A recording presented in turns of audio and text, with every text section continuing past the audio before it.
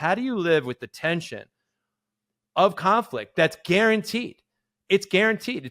But the pursuit of handling and addressing any conflict isn't to be right. It's not a right and wrong thing. It's not you're right, you're wrong, I'm right. But it's the pursuit of doing the right thing that as a result of us wrestling with this thing, that we're going to do the right thing. Hello and welcome to the Remarkable CEO Podcast, a show dedicated to chiropractors who want to transform their job into a business so that they can have a remarkable practice as part of a remarkable life, not instead of one. With your hosts, Dr. Pete Camiolo and Dr. Stephen Franson. Welcome to another episode of the Remarkable CEO Podcast, chiropractic's #1 business podcast. I'm Dr. Pete Camiolo. And I'm Dr. Stephen Franson. Dr. Stephen, it is great to be with you here today. I love your hat. I love that you're the OG who wore that hat, made that hat. And man, we're seeing those hats and those flags fly a lot more right now. Guys, we're coming in hot today. It's end of September. We're the week before the attraction immersion. That's right. And if you've ever put on a large event, done something significant that you know is going to move the needle for humanity, you are going to get hammered. And with life on all sides, you're going to get storms. And the question isn't if you're going to have a storm. The question is, are you going to keep moving through it? And Dr. Stephen, I'm excited to meet with you here today because, it's been one of those weeks for me. I know for you too. You're coming in on a very, very heavy travel season and schedule for you. And we're here ready. We're here ready to keep things moving forward. There's a lot at stake. And we're here to talk through some, I think, really important things, Dr. Stephen, things that you and I deal with regularly. As coaches, we work through in our own organization and even in our own families. Today, we're going to talk about conflict, and we're going to talk about the difference between handling conflict in a healthy way versus an unhealthy way, healthy versus unhealthy conflict. Conflict is guaranteed, guys. We're gonna dig into that today. So, Dr. Steve, I'm excited to be with you here today and have a conversation that's I think going to be meaningful for everyone. Yeah, man. Stoked to be here with you as always, being back in the studio. It's been a minute. We've been on the road quite a bit. Yeah, man, when your purpose is to restore health, when you get up there and you say, I want to restore health, that's my purpose.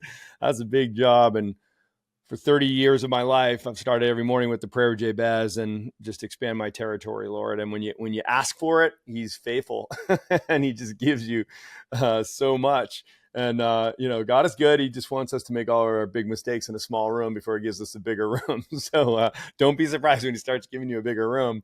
And it just comes with a new set of challenges and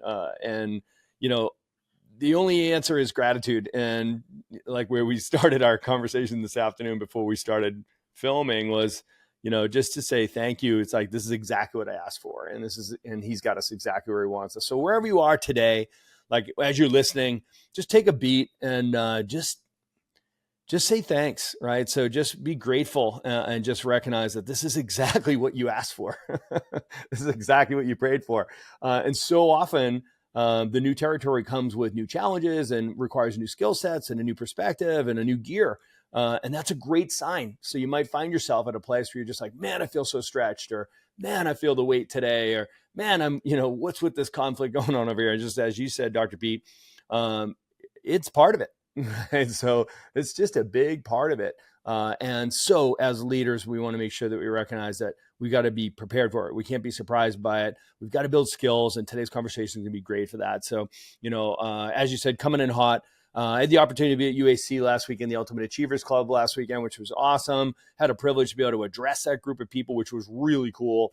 Because I had a chance to speak on building it to sell it. So talking about practice valuation and enterprise value and what you can do to make your business more attractive to an ideal buyer, which drives up price and increases the value of your business, right? So it was cool because I was talking about how to do, business enterprise value. And Kevin Harrington was there from Shark Tank because we also have an investment group there, and we have our own little Shark Tanks, and people pitch the UAC for investment. So I had him in the room. I'm like, okay, that was pretty cool. And then we had Del Bigtree there. That he was one of the speakers, which was great. Got to hang out with Del.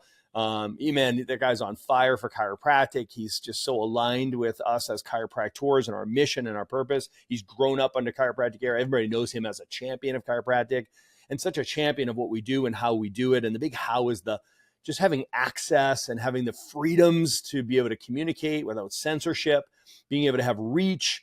And he just plays such a big part in that. He's got a big mouth. He's got a big voice. He's got a big message. He's got a big machine and following that he's created, which is awesome. And I'm psyched to say that he's going to be on our show. Like, he's going to come, and you and I are going to interview him, have a conversation with him, regardless of, the sequence or the order of which where these episodes are playing. You might have already heard that interview with Del, which is fun, right? So we're just excited that that's going to happen. We're interviewing him next week. You might have already heard the interview. If you missed it, go back and check one of the older episodes, because we know that one's going to be hot off the press. And we're going to get that to the masses, get that to you guys as quickly as possible. So just appreciate champions like him, and appreciate champions like you, Dr. Pete. Excited to talk today about conflict. It's not a question of if it's going to happen. The question is who you're going to be when it happens and how you're going to handle it. So, Dr. Stephen, one of the things, I think it's a quote, I'm not exactly sure who said it, but conflict clarifies. Maybe Covey, I don't know who it is, but we've heard that before. Conflict clarifies. Think about that word. We talk about clarity is the great accelerant. The greatest accelerant is clarity. But think about that in order to get clarity, you have to have conflict. Did you hear that? Conflict clarifies. In other words, if you want to get clear, you're going to have to go through some conflict. So when you're working things out, when you're taking the edges off of stuff in your business or in your life, the stuff that just has to get removed, you're putting sandpaper to it. It's just, you can't keep moving forward with that thing on there still. Something's going to have to give. We talk about that. Something's going to have to give. Something needs to change. These are languages or words that we say. You're going to have to have some conflict. If you're a chiropractor, you swim upstream. I'm sorry. I'm not trying to fit in. I never was trying to fit in. I'm not trying to fit in. If that's your goal, then you're starting from the wrong position. My goal is not to fit in. Our position in the chiropractic space, in the marketplace, is we are swimming upstream. We are going against the current. We are. And while we want to shift the current and we'd love to see it change, and I believe that it's something that can happen. I believe it will. And we are committed to that. Recognize that.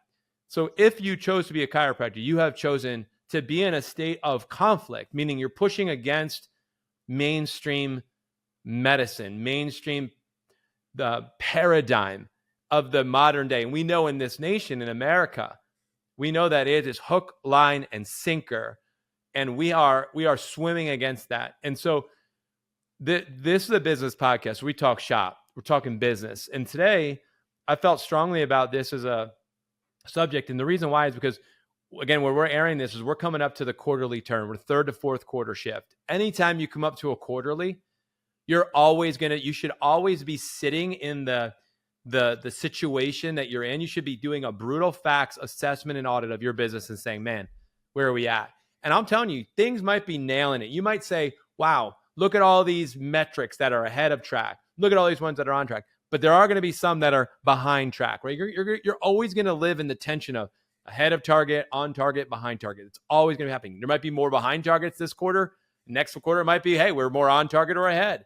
That's great. But you're constantly, every quarter you reset goals, reset priorities, reset, and go back to work. And so at the quarterly, there's just this generally tension. And when I'm asking docs, hey, where are you at in terms of your base case goals year to date? We're at third quarter, about transition to fourth. Where are you at? And a lot of docs say, man, we're on track. We're on it, man. We're about to hit our goal. Or, hey, we're ahead. These 17 things are down, but we're actually going to hit our revenue goal. We're going to exceed our goal. But man, we've got some stuff that's off track. Some hey, I'm between base case and worst case right now, and I'm just trying to get back up to base in the next 3 months. If we could do it, that'd be phenomenal. So the tension of that is what I wanted to lean into here. Like, how do you deal with the conflict of I'm off track with my goals year to date, or a team member is off track with some of their performance metrics on their scorecard? How do you deal with these things on a day in and day out basis, week in, quarter in, year out basis, the conflicts that we deal with in the tension of growth? Because we're in the business of saving lives. We're in the business of growing businesses, for-profit organizations, and we're trying to make a bigger impact, a bigger income. As a result of all of that, there's going to be conflict. So Dr. Stephen, today, I felt like you and I should just have a genuine conversation around something that matters to everyone who's listening today, which is, how do you live with the tension of conflict that's guaranteed? It's guaranteed. But the pursuit of handling and addressing any conflict isn't to be right. It's not a right and wrong thing. It's not you're right, you're wrong, I'm right. But it's the pursuit of doing the right thing that, as a result of us wrestling with this thing, that we're going to do the right thing. And we're committed to that going into it. And then coming out of it, no one loses and everybody wins. That to me is Dr. Stephen, what a healthy, growing organization that I think everyone will raise their hand and say, I want to be a part of that. That everyone on your team is, we say they're better with you than without you. Guess how you would know it? That when you get with conflict, which is going to be regular and ongoing, that we're in this together. The pursuit is to be united, not to create division, but create greater unity, to galvanize this team together, to circle around the things that matter the most so that we do the right thing. That's what it's about, Dr. Stephen. So that's the conversation I'd love to have with you here today. So conflict can show up in so many ways and in so many dynamics, right? So I just want to reiterate, like, don't be surprised that there's conflict. There is going to be conflict, right? So it's like walking into the gym and being surprised that there's a strain or this soreness the next day if you're training for fitness.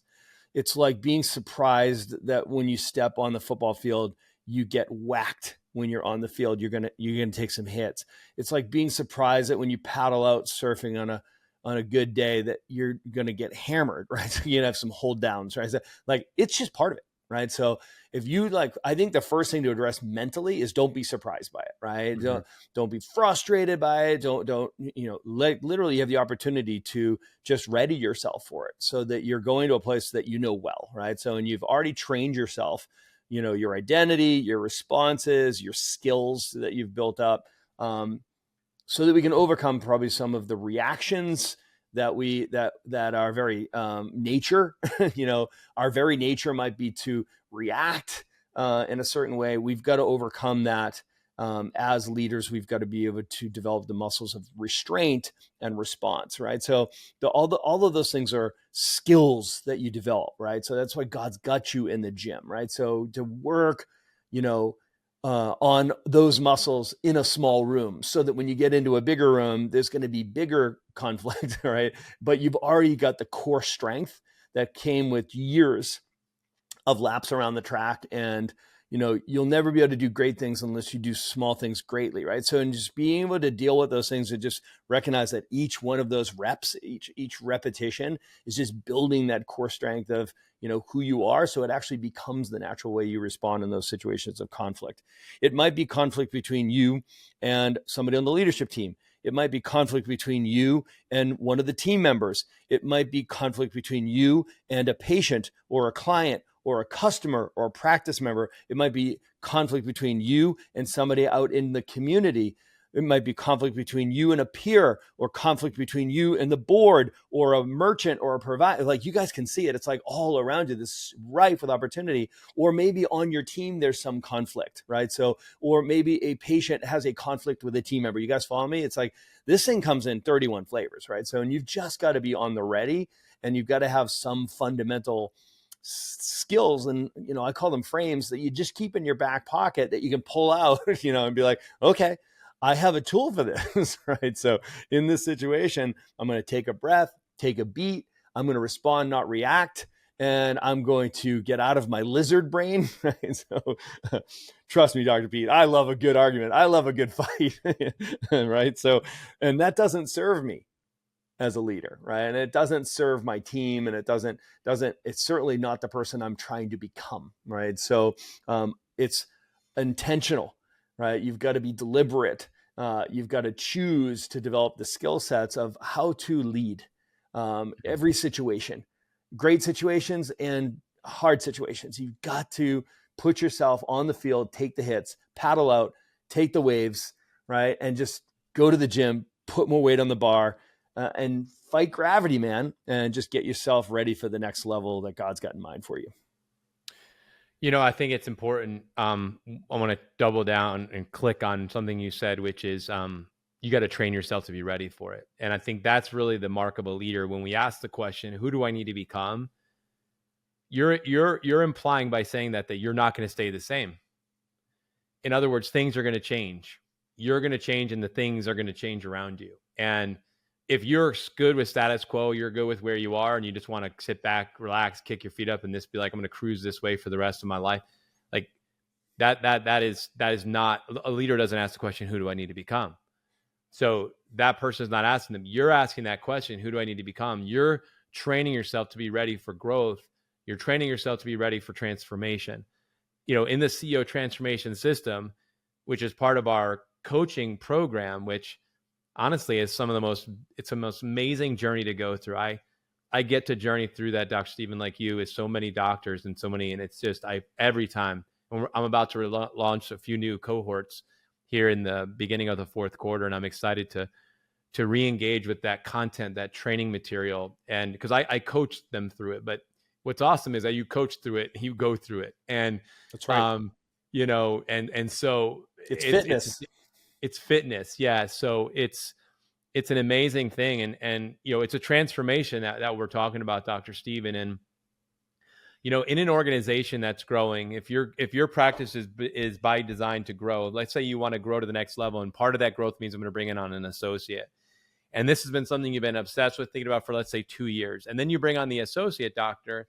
And then all of a sudden you start working with somebody, and then there's some challenges within that relationship. Like Dr. Stephen said, you prayed for this, you prepared for this, you planned for this, you made an investment in this, you're doing this, and now you're regretting this in a sense, or questioning this, or struggling with this. And the reality is that it's this very struggle, this very conflict, this very challenge, that is your opportunity. That is your gift. This is for you. This is the thing you were praying for. This is what you were praying for, investing for, waiting for, working towards, planning for, and doing. This is it. And it just happens to come in the form of, let's call it a role, call it an associate doctor role. And that is the thing in your way, on your way. And it's not the thing in your way is the way, right? It's the only way through it is through it. You are going to go through it. That conflict is going to take you through it, and it is the way for you to get to the other side. So don't look to move it out of the way. Don't look to go around it. Don't stop and wait till it blows over. Go right into it and go into that storm, go into that conflict. And Dr. Stephen, what you said is to go in there with, some tools, some frameworks. So I want to spend a minute just talking through what we use, what's called the troubleshooting form. And I like to include that in today's part of today's episode for you. If you've got that, then pull it out, guys, because I'm going to quickly walk through it at a high level, which is whenever you're dealing with conflict, you should go at it, whether it's with a patient who said, I thought I would be better by now, and they're kind of really upset about it. You could tell they're not just saying it. They're like, whoa, they're like pissed. And you have to genuinely deal with that right there. And you can't just be like, oh yeah, standard answer, your body's healing, give it time. They genuinely are like, no, what's up? And you got to go with it. The good, the bad, and the ugly. This is the ugly, right? This is the ugly. So in that scenario, you got to troubleshoot with that person. And we have a way that we do it with patients, but in the business, we go right back to, and this would apply to a patient too, but we go right back to starting with vision, and vision answers the question, okay, so let's gather around the issue of conflict. Like, what is the conflict? And the first question we ask is, well, what did we agree success looked like here? What did we agree we were going to accomplish? What did we agree about that? And then the second question is a leadership question. It says, and what was your role in that? And what was mine? And what did we agree that our roles would be? You had expectations of yourself. There was expectations of me, and we agreed to that. And then how has that part been going? And then third, what is the system that we said we would be walking through in order to get to that outcome? If it's a patient, it was your adjustments in rhythm and breaking those bad habits and doing those exercises at home. If it's a clinic, it's studying your modules and coming to the team meeting ready and going to the team trainings and studying and prepping and doing things in between the trainings, and the list goes on. The system, we said we followed this SOP for this process and procedure. Were you doing it, or were you making it up yourself? And so we go through the system, and then we go through it and we look through the team and we say, yes, there are other people that are also responsible in part for the outcome that you are having a challenge with. And have you done a great job of recruiting them? Have you done a great job of supporting them, equipping them, empowering them? Are they clear on what it looks like and their role? And are they following the system? And then training. Are we training on the thing? Did we actually put the time and effort, energy into this to develop the skills that are required to drive success? And then do you have the focus and energy to prioritize this and give it the weight that it's worth, right? So I just went through very briefly and just scratched it, but the surface of, if I have a conflict, Dr. Stephen, with a team member of mine, or there's a conflict with our marketing, our campaigns that we've been running for reactivations are flat. Even though we have more inactives today than we did a year ago, this was a way worse outcome from our campaign. What's up? When I have a conflict like that, I'm like, man, I am frustrated right now. This is not cool.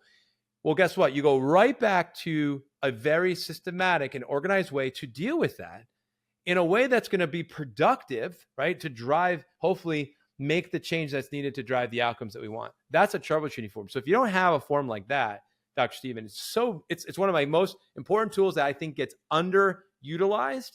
And I wanted to bring it to the surface for our CEOs, because if you're listening to this it's the fourth quarter of 2024, coming into this new year, I'm telling you right now, you need to start looking at things through this framework. 100%. So, you're singing one of my favorite songs, which is the Rubik's Cube troubleshooting process. And, recognizing that just has such rich application that you can use it anywhere. I use it all the time, and it's a great grounding mechanism, right? So, I'm going to share a couple more just kind of back pocket tools that I keep handy and use all the time for myself to help with my leadership, specifically with team members, or even with clients, customers, whatever. But let's have a business conversation. Let's keep it focused on the business. The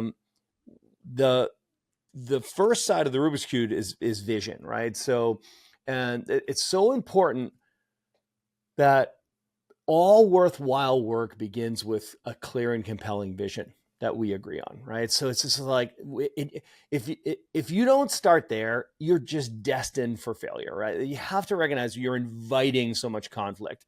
You're multiplying the probable conflict. If you just don't start every initiative with, let's be super clear around what success looks like.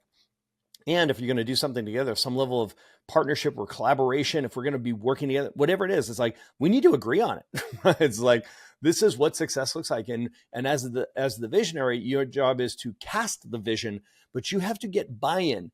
If you look at the four rights, it's the right person, the right seat, doing the right work the right way. Well, if it's a team member, the right person is somebody who's what? An A player, who share your core values, and listen, buys into your vision story of this is where we're going next, right? So it's so important, because this comes down to a question of attachment, right? So we've got to make sure that we're anchored to our mission and our purpose and our vision. Like, that's where the attachment needs to be.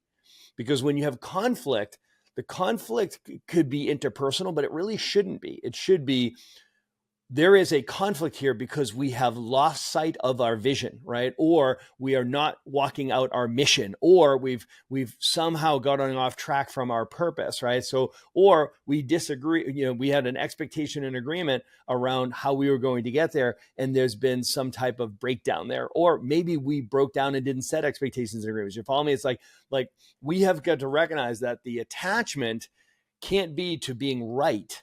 The attachment has to be to doing the right thing. And you have to value that as a leader. It's just like, we've got to get everybody on our team to be attached to doing the right thing for the vision, the right thing for the mission, the right thing for the purpose. So that's where I'll start, right? So it's making sure that everybody is attached to doing the right thing and not to being right, right? That just changes the temperature of all conflicts, right? So as long as we agree, Dr. Pete, you and I, we're talking right now, and let's just agree that the most important thing here is doing the right thing for the business, doing the right thing for the mission, doing the right thing for the vision. That's where we start, right?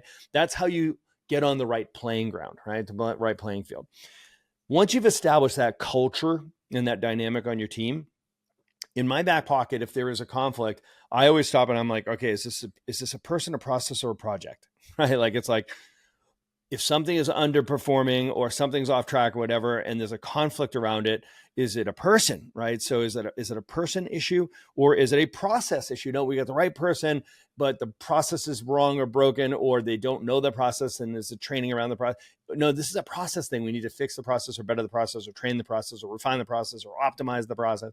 Or is it a project? We don't have a process, right? So, or maybe we don't have the person to execute the process. So this all of a sudden becomes a project where, like, this goes on the 90-day project planner, and that's how we're going to fix our shit. We're going to make sure that lives on the 90-day project planner in fourth quarter, and we are going to fix that thing. So first thing I'll do is I'll check myself and be like, is this what is the issue? Is it person, process, or project? Okay.